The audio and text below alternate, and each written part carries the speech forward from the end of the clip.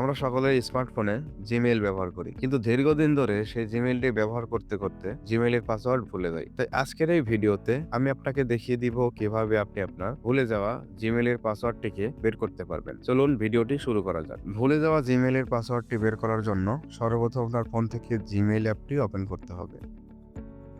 তারপর এখান থেকে থ্রি লাইনের উপরে ট্যাপ করে দিতে হবে। স্ক্রল করে একটু নিচে চলে আসতে হবে। এখান থেকে সেটিংসের উপরে ট্যাপ করে দিতে হবে।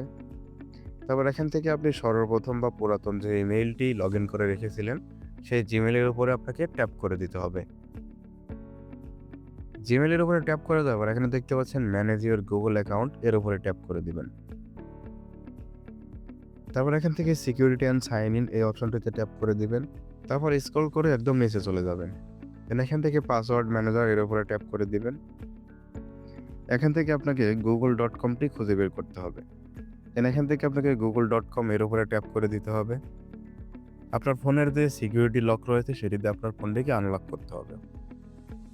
তারপর এখানে আপনি চোখের মতো যে আইকনটি দেখতে পাচ্ছেন, জাস্ট এই চোখের মতো আইকনের উপরে আপনি ট্যাপ করে দেওয়ার সাথে সাথে আপনার জিমেইলের যে পাসওয়ার্ডটি রয়েছে সেটি আপনি দেখতে পাবেন। এখান থেকে আমি চোখের মতো আইকনে যদি ট্যাপ করে দেই, স্ক্রিনটি কালো হয়ে যাবে, কারণ তাদের সিকিউরিটি ইস্যু রয়েছে।